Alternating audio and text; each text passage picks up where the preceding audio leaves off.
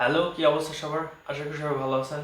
অনেকে অনেক কোশ্চেন করেছেন অ্যান্ড ভিডিও বানাতে না বানাতেই আমি ভুলে গেছি কিভাবে ভিডিও বানাতে হয়। ভিডিও আমি অনেকদিন ধরে বানানোর ট্রাই করতেছিলাম। লাস্ট 1-2 বছর তো হয়েছেই আমি এই ভিডিওতে মনোযোগী হয়েছি। মনোযোগী হওয়ার কারণ হচ্ছে আমি ভিডিও বানাতে খুব পছন্দ করি। I want some qualityful videos। আর প্রথম দিকে ক্যামেরা ইম্পর্টেন্ট না হইলেও আমি আস্তে আস্তে স্লোলি যখন থেকে ভিডিও বানানো স্টার্ট করছেন একটা পর্যায়ে গেছি, তখন আমার আসলেই রিয়ালাইজ হয়েছে যে ভিডিওতে কোয়ালিটি ম্যাটার করে। ভিডিওতে যেহেতু কোয়ালিটি ম্যাটার করে, আমি চিন্তা করছিলাম সামনে কোন একটা ক্যামেরা নিব। অবভিয়াসলি সেটা সনি হবে, কারণ সনির ক্যামেরা সেন্সর অ্যান্ড সনির যে ফুটেজ, সেই ফুটেজ আমার কাছে টপ নচ কোয়ালিটির আগে অ্যাজ অলওয়েজ। আমি যদি কোনো ক্যামেরার সামনে মিররলেস নেই তাহলে at first I choose Sony. আমি রেগুলারলি ভিডিও বানাচ্ছিলাম। অলমোস্ট আমার যে ভিডিওর যে পয়েন্টটা, যে টার্নিং পয়েন্ট, সেটাও ভালো হচ্ছিল। তো আমার মনে হচ্ছিল যে খুব ফাস্ট আমি মনে হয় একটা ক্যামেরা নিয়ে নিব। সাথে আমার বিজনেসও স্টার্ট করার কথা ছিল। অ্যান্ড আমি তারপর আস্তে আস্তে সামনে আগাতে থাকলাম। হঠাৎ করে একটা নিউজ প্রত্যেকবারের মতোই আটকে দিল। সেই নিউজটা হচ্ছে আমার আম্মু অসুস্থ হয়ে যায়।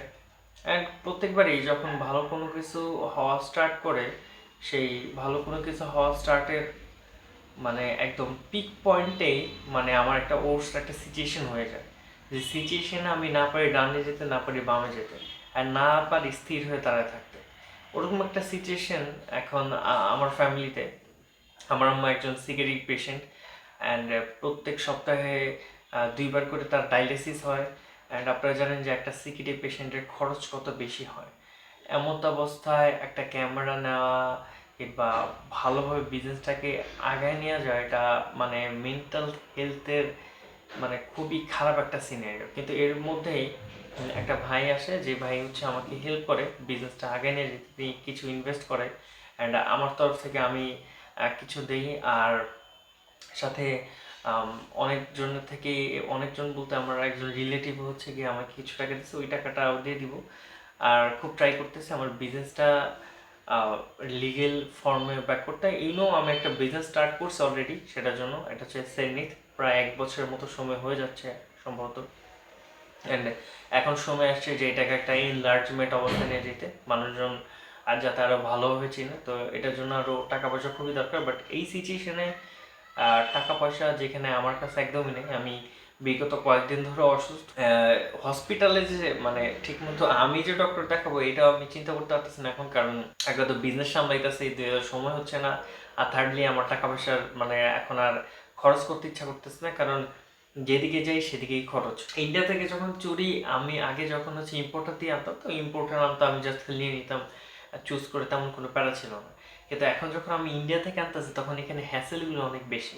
ফার্স্ট অফ অল, বাংলাদেশে এত ভালো কোনো কুরিয়ার সার্ভিস তাই, যেগুলি ডোর টু ডোর যেগুলি সার্ভিস দেয় এইগুলি হচ্ছে একদম থার্ড ক্লাস। মেনলি আমাদের পাশের দেশ, সেখান থেকে আমার প্রোডাক্ট আনবো, এটাতে প্রচুর পরিমাণে হ্যাসেল পাইতে হয়। ধরেন আপনি কোনো একটা প্রোডাক্ট, আমি সাপোজ চুরির কথা বললাম, আমি যখন চুড়ি আনতে গেছি তো তখন হচ্ছে কি ওইখানে যে কিনছি যে প্রোডাক্টটা, যে প্রাইসটা, এই প্রাইসটা আমাকে ফুললি অ্যাডভান্স পেমেন্ট করতে হয়েছে।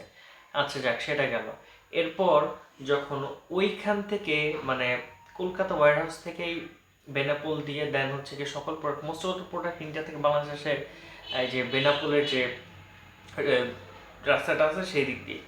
তো ওই দিক দিয়ে ক্রস করবে, তো এই জন্য যখন হচ্ছে কি ওয়্যার হাউসে আসছে, তো দিল্লি থেকে ওয়্যার হাউস পর্যন্ত 900 টাকা ডেলিভারি চার্জ হয়েছে। আর যেহেতু হচ্ছে কি দিল্লি থেকে ওয়্যার হাউস পর্যন্ত 900 টাকা চার্জ হয়েছে, এই চার্জটা আমাকে আবার অ্যাডভান্স পে করতে হবে, 2-3 বার আমাকে হচ্ছে পে করতে হচ্ছে। আর এই পে করার কারণেই আমার অনেক বেশি হ্যাসেল হয়ে যাচ্ছে। বাট কি করব, আমি ভাবতেছি যে এইবার এনে দেন হচ্ছে কি কুরিয়ার সার্ভিস হয়তো বা অন্য একটা পার্টনার নিব, কারণ এটা একদম ফালতু, আমার কাছে মোটেও ভালো লাগে না। বিকজ আমি অ্যাডভান্স পে করছি, প্রোডাক্ট নিয়েছি, এখন সিওডি থেকে মানে লাইক কলকাতা থেকে ঢাকা আসা পর্যন্ত যত খরচ হবে, ঢাকায় প্রোডাক্ট আসার পর আমি মানে পে করব। কেন আমি হচ্ছে কি বারবার অ্যাডভান্স পে করতে থাকবো? মানে ভাই, এটা কি ধরনের রুলস কোম্পানির? মানে কোম্পানির আমাকে রুলস শেখাচ্ছে। এনিওয়ে, যেহেতু হচ্ছে গিয়ে মানে ওদের দিয়ে আনাইতেছি, তো এবার তো লাস্ট আনাইতে হবে। এটা গেলো একটা প্যারা। সেকেন্ড প্যারা হচ্ছে গিয়ে আমার আম্মুর ডায়ালিসিস অ্যান্ড গতকালকে ডায়ালিসিস দিয়ে আসছে, গতকালকে ডায়ালিসিস দিয়ে এসে ওনার মানে প্রেশার অনেক হাই ছিল, যে কারণে সারা রাত ঘুমায় নেয়, মাথা ব্যথা, অ্যান্ড ওইটা একটা হ্যাসেল। অ্যান্ড এটার জন্য ফ্যামিলি হ্যাম্পার হইতেছে, ফাইন্যান্সিয়ালি তো একদম ব্রুটালি আমি ড্যামেজড। অ্যান্ড আপনারা দেখতেছেন, মানে দেখেন এই ভিডিওতে যে আমি যে কোয়ালিটি বা যে চিন্তা ভাবনা করি ওই কোয়ালিটি বা এই দিকটা আমি কোনোটাই দিতে পারি না। আমি জাস্ট মানে আমার যে কালার গ্রেডিং করার যে ইচ্ছাটা, এইটাও এখন পর্যন্ত মানে হয়নি। প্লাস যত ইফেক্ট ইউজ করার ইচ্ছা ছিল হয়নি, ট্রাই করতেছে আবার, আর জানি না অ্যাকচুয়ালি কোথায় যাবে। আর অনেকে বলতেছেন যে জিজ্ঞেস করতেছেন যে ডুটাস্ট্রাইট মিনক্সিডিলের কি খবর, এটার কি কোনো সাইড ইফেক্ট পাইছি তাই আমি অফ করছি কিনা। ভাই, ডুটাস্ট্রাইট মিনক্সিডের কোনো সাইড ইফেক্ট আমি এখন পর্যন্ত পাইনি। একটাই সাইড ইফেক্ট পেয়েছি মিনক্সিডের, যেটা হচ্ছে গিয়ে অ্যাজ ইউ সি যে আমার হেয়ারটা এই যে এইখানে ক্রাউন এরিয়াটা ফাঁকা হয়ে যাচ্ছে। ফাঁকা হয়ে যাওয়ার কারণ হচ্ছে ডিএসটি প্রথমে এই ক্রাউন এরিয়াতেই এফেক্ট ফেলছিল, প্লাস হচ্ছে যেই সাইডে প্রথমে এফেক্ট ফেলছিল আই মিন ডান সাইডের এটা দেখতেছেন একদমই ফাঁকা হয়ে যাচ্ছে। এটা মেন কারণ হচ্ছে এগুলি ডিএসটি ভালোভাবে এফেক্ট ফেলছে। যেহেতু আমি 7 মাস 8 মাসের বেশি হয়ে যাবে যে মিনক্সিল কিংবা ডুটালসাইড নিচ্ছি না, এই কারণে আমার হেয়ারটা আস্তে আস্তে পড়ে যাচ্ছে। অ্যান্ড যত দিন যাবে তত আস্তে আস্তে আরও হেয়ার পড়বে। আমি যদি regular minoxidil, vitamins, regular doctor follow up, হ্যাঁ, ডুটাস্ট্রাই, টিএসটি ব্লকার এগুলি খাইতাম, দেখতেন যে আমার হেয়ার আরও অনেক বেশি ভালো লাগছে। প্লাস রেগুলার যদি ভালো শ্যাম্পু, ভালো অয়েল কিংবা হচ্ছে ভালো কন্ডিশনার দিয়ে আমি চুলটাকে ঠিক করতে পারতাম হয়তো। যেমন আমি জিমে গেছিলাম, জিমে যাওয়ার পরে তখন আম্মু একটু একটু অসুস্থ হয়, এরপর যখন অসুস্থ হয়ে গেলো এরপর জিমে যাওয়া অফ হয়ে গেল। অ্যান্ড সামনে যে কি গোল ওইটা আগেছে না, বিজনেস স্টার্ট করলাম ওইটা তো এখনকার বিজনেস স্টার্ট করতে গেলে মিনিমাম ক্রাইটেরিয়া আপনাকে 1-1.5 লাখ থেকে 2 লাখ টাকা রাখতে হবে আপনার কাছে। কারণ আপনার প্যাকেজিং থেকে শুরু করে আপনার প্রোডাক্ট সিলেক্টিং, সোর্সিং, সব কিছু, ব্র্যান্ডিংটা অ্যাকচুয়ালি আমার মনে হয় যে একটা বিজনেসের 80% বহন করে। কারণ মানুষ যদি আপনার ব্র্যান্ড নাই চিনে, মানুষ যদি আপনার কোয়ালিটি এনশিওর না করতে পারে, তাহলে মানুষজন আপনার থেকে কেন কিনবে? যেহেতু আপনার কোয়ালিটি অনেক ভালো সেটা মানুষকে জানাইতে হবে। যখন আপনার কোয়ালিটি ভালো আর মানুষকে জানাইতে হবে, তখনই আপনার ব্র্যান্ড থেকে মানুষজন প্রোডাক্ট কিনবে। কিন্তু এরকম যদি হয় যে আপনি কোনো একটা বিজনেস নামমাত্র স্টার্ট করছেন, যেটা কোনো না ভেরিফাইড পেজ আছে, না আপনার প্রোডাক্টের কোনো পলিসি বা কোম্পানির ভালো পলিসি আছে, তাহলে আপনি the life is a race আর বিজনেস অলওয়েজ মানে রেসের মধ্যে থাকতে হয়। কারণ বিজনেস খুবই স্যাচুরেটেড। আর বাংলাদেশের মতো কান্ট্রিতে যেখানে ভার্সেটাইল লোক থাকে, যেখানে মানুষের যে মন মানসিকতা যে এক এক রকম, কিন্তু আমরা সব জায়গায় এক জায়গায় সেটা হচ্ছে ইমোশনাল। আমরা খুবই ইমোশনাল থাকি। সো আপনি যদি এরকম সব কিছু সাজাইতে চান, একটা ভালো ব্র্যান্ড বিল্ড করতে চান, তাহলে ইউ হ্যাভ টু পে সাম মানি। যেহেতু অনেকে বলতেছে যে ভাই মেটা বা ফেসবুক তো আমাকে ফ্রিতে অনলাইনে বিজনেস করতে দিচ্ছে না। আপনাকে ফ্রিতে ফেসবুক কখনোই বিজনেস করতে দিবে না। আপনাকে যখন আপনি অ্যাড রান করতেছেন তখন মেটা আপনার থেকে টাকা নিচ্ছে। ফ্রিতে মেটা কখনোই আপনার বিজনেসকে হেল্প করবে না যদি না আপনি অনেক বেশি পপুলার হয়ে থাকেন। যেমন আমি এত বেশি ফেমাস না, এত বেশি পপুলার না, সাধারণ একটা মানুষ। এমনি আমার ভালো লাগে তাই ভিডিও বানিয়ে, this is my hobby. And obviously maybe one day এটা আমার প্যাশনে রূপান্তরিত হবে, বাট তার আগে এটা একটা হবি। কারণ এখান থেকে আমি এখনও কোনো কিছু পাচ্ছি না। তার মানে আমি যখন কোনো প্রোডাক্ট লঞ্চ করেছি, কোনো একটা কোম্পানি লঞ্চ করেছে লাইক সেরেনিত, এটা কিন্তু মানুষজন সেরেনিত ভাবেছে না, আমি যে লঞ্চ করছি সেটা কিন্তু জানে না সবাই।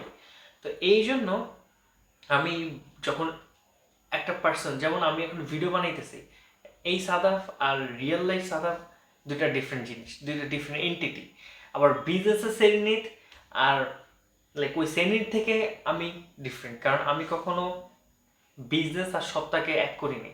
বিজনেস আর ওনার দুইটাই ডিফারেন্ট। এখন ফ্যাক্ট হইলো যে সামনের গোল হচ্ছে আস্তে আস্তে আল্লাহর মধ্যে সেল হচ্ছে বিজনেসে, কিন্তু টাকা ভালো পরিমাণে যাচ্ছে।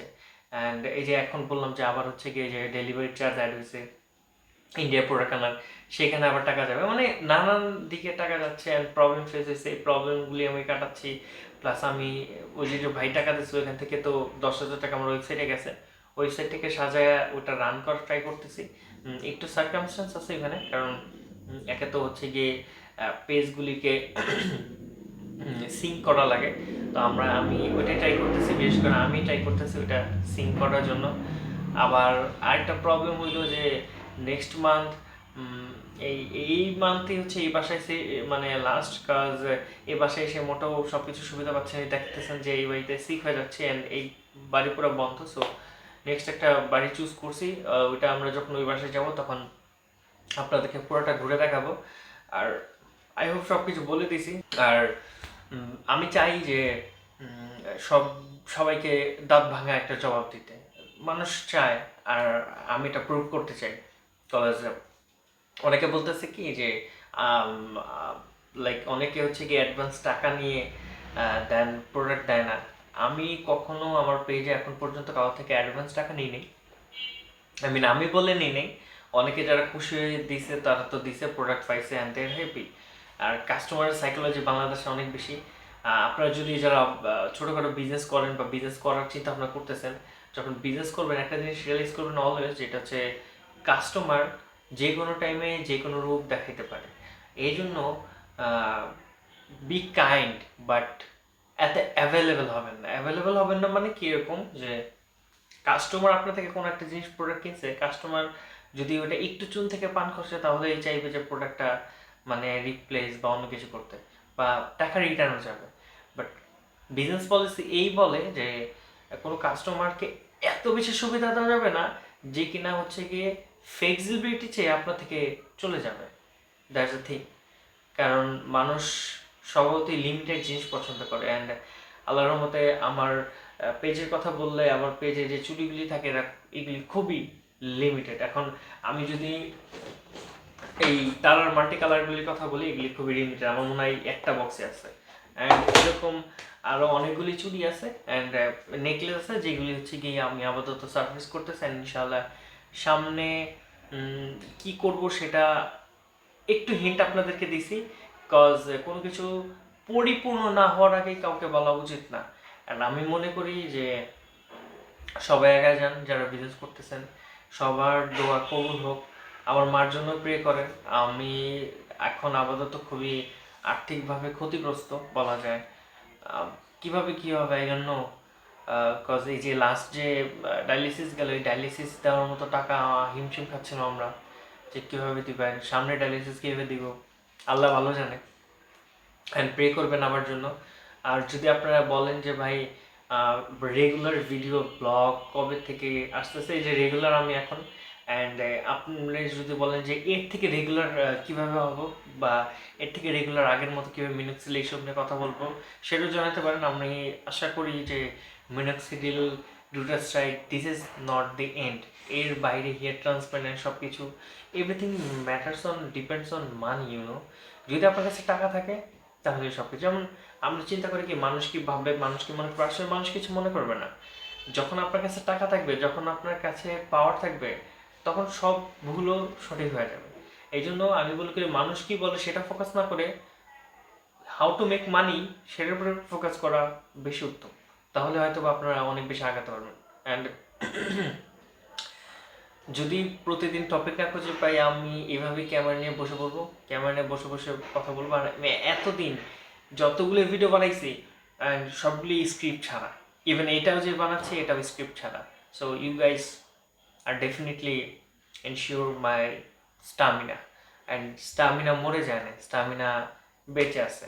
হোপফুলি আমরা ইনশাল্লাহ কাম ব্যাক করবো, অলরেডি করে ফেলছি কাম ব্যাক। কজ আমি মানে লং টার্মে ভিডিও অনেকগুলি দিচ্ছি, আপনারা দেখতেছেন। হোক সেটা 2টা ভিউ, হোক সেটা 8টা ভিউ, হোক সেটা 16টা।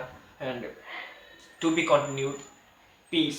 ভালো থাকবেন সবাই। দেখছেন কাছে চলে আসছে।